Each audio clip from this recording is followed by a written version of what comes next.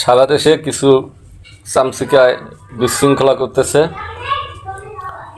আবারও দেখা যায় যে বিভিন্ন জায়গায় ভোট চুরি হয়েছে, কারচুপি হয়েছে, এরকম অভিযোগে অনেক এমপি এখন আন্দোলনে নামেছে।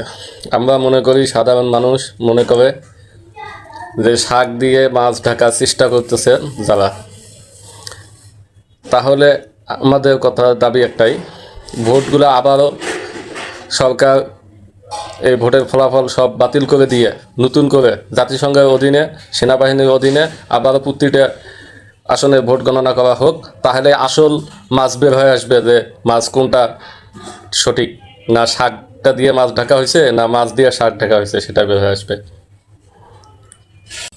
জনগণ জানে যে ভোট কে চুরি করছে।